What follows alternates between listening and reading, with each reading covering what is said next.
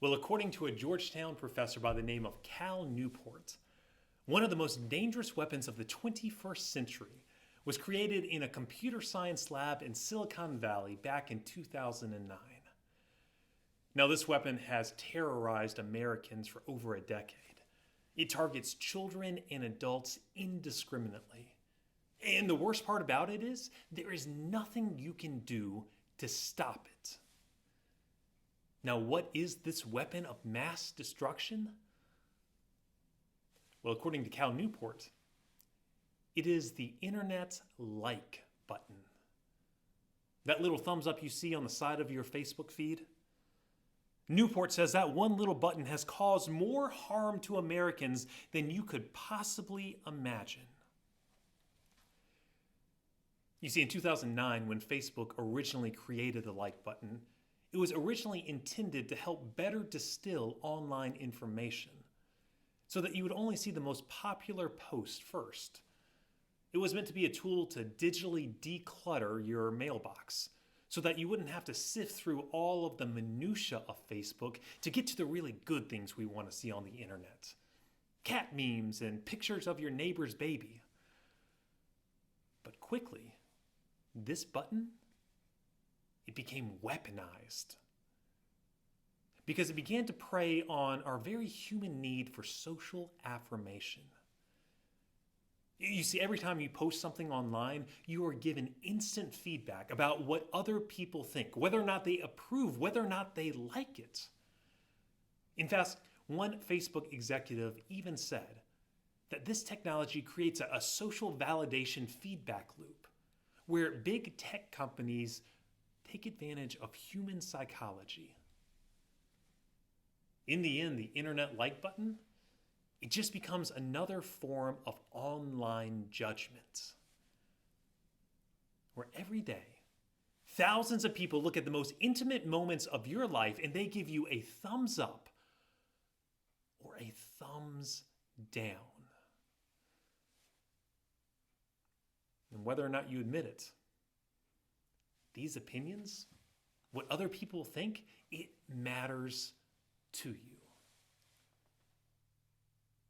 For instance, I would love to tell you that I am not bothered at all by the one Yahoo who keeps signing on to our church's YouTube page just to hit the dislike button on our weekly worship services. I'd love to tell you that it doesn't concern me that someone watched on Christmas Eve. They listened to the story of Jesus' birth. They sang Silent Night. They celebrated communion. And at the end of it all, they thought to themselves, I've seen better. And smashed the thumbs down button.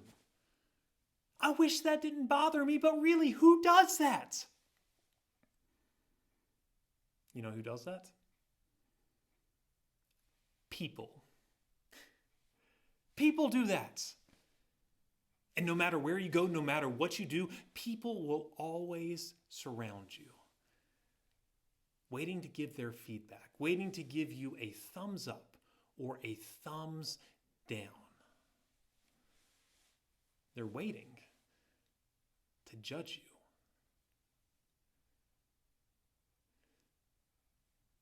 You see, the scripture says it was early in the morning when the crowds brought the woman to Jesus.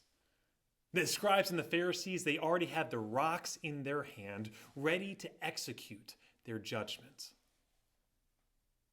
Now, John tells us the crowd only wanted Jesus' advice about what they should do with this woman. But the truth is, they had already formed their own opinions. They had looked at her life, the choices she had made, and they already decided she did not measure up. Jesus, the Pharisees, said, "What shall we do with this woman?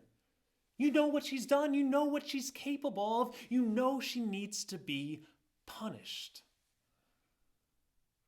Yes, these crowds had weaponized their opinion of this woman, and they were trying to cause her harm, judgment. That's what happens when you look around and everyone is holding a rock and they're beginning to take aim. The great sociologist of religion, Richard Finn, once said, "We live in a world that constantly wants to put us on trial. A world where we are constantly accused of not being enough." Finn wrote, "Report cards tell us we will never be smart enough. And magazines tell us we will never be pretty enough. And business portfolios tell us we'll never be rich enough. And sales quotas tell us we'll never be successful enough. And religious professionals tell us we'll never be holy enough. And even from time to time, loved ones tell us we will never be good enough." Yes, no matter where you go, no matter what you do, the scribes and the Pharisees, they will find you holding their rocks, ready to execute their judgment. And you can run, you can try to hide, but sooner or later, people will find you. And when they do, they will put you on trial and they will find your life to be lacking. Maybe you saw the same statistic I saw, where we read that 80% of all fourth grade girls say they are concerned about gaining weight. And 90% of them say they would change some part of their body if they could. Judgment.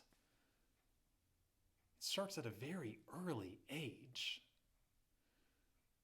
Or maybe you saw the survey that came out several years ago, where highly successful people were interviewed and asked what their greatest fear was.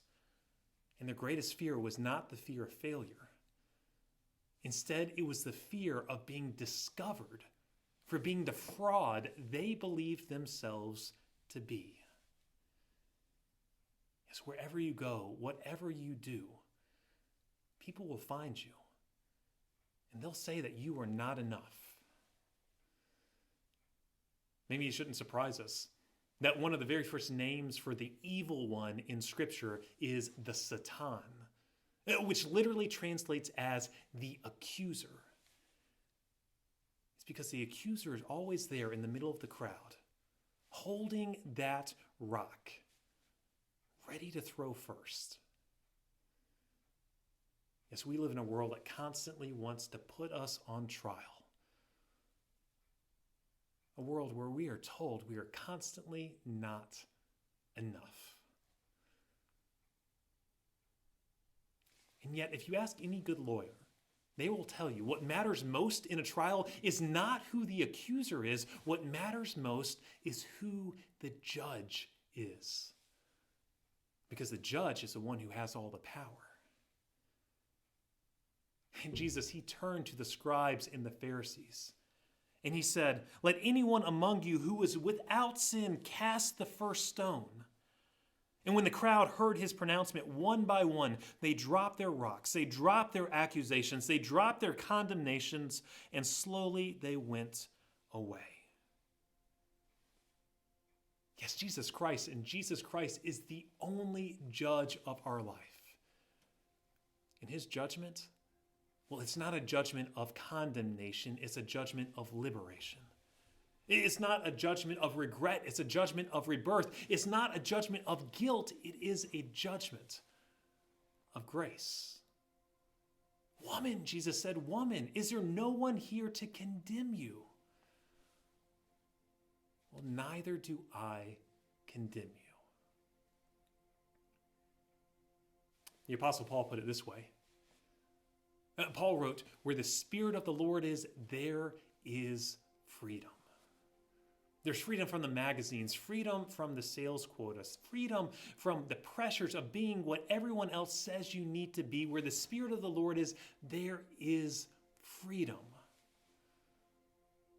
Freedom to experience the fullness of God's joy.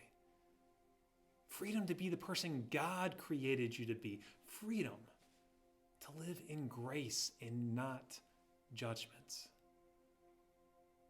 And when you step into that freedom, when you feel the freedom of God unleashed in your life, all the scribes, all the Pharisees, all the people, they will drop their rocks. They will slowly walk away. This Sunday is Baptism of the Lord Sunday. It's a Sunday where we are reminded that we are children of God, that God has claimed our life. And if God has claimed our life, it means no one else has control of us. It means we're free. I'll close with a story. About 13 years ago now, my best friend and former roommate, Jacob, got into a little bit of a run-in with the law.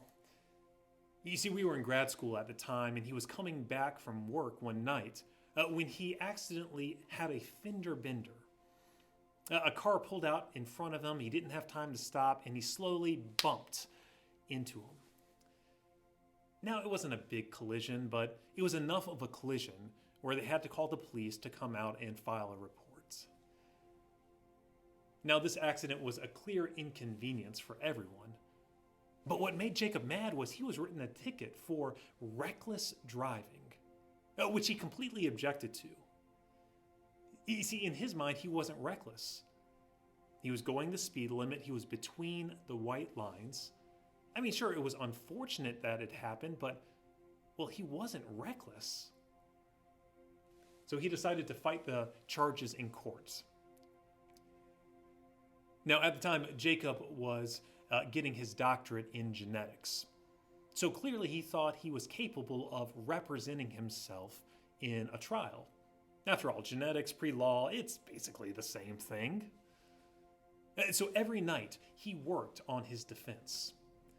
As a scientist, he wanted to prove that it would have been against the laws of Newtonian physics to have stopped before the collision. So he prepared all kinds of diagrams, poster boards. He took a piece of string and tied a tennis ball to it so that he could demonstrate the laws of momentum. He rehearsed his opening statements and his closing arguments. All the while, we, his friends, tried to encourage him as best we could. On a daily basis, we would say to him, "Jacob, you are going to fail." Finally, the big day came. Jacob packed up all of his poster boards and his tennis ball and string and his opening arguments and his closing statements, and he went to the courthouse. His case began as the judge came in the court and began by talking to the clerk of courts. And then after the judge took his seat, he began by saying, "Will Jacob Kagi come forward and approach the bench?" "Mr. Kagi," the judge said, "I need to inform you that the officer who was set to testify against you is not present in the courtroom. Therefore, there is no one to bear witness against you. You, sir, are free to go." Jacob said he was stunned in this moment.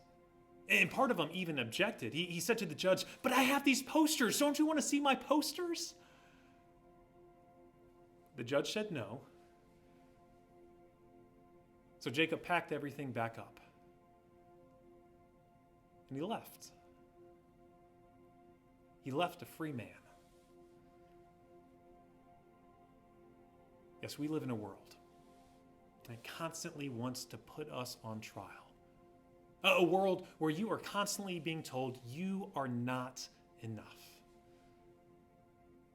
But I want to tell you this. There is no one who can stand against you because you are free. "Woman," Jesus said, "is there no one here to condemn you?" "Well, neither do I condemn you." You're free. Yes, thanks be to God. We are free.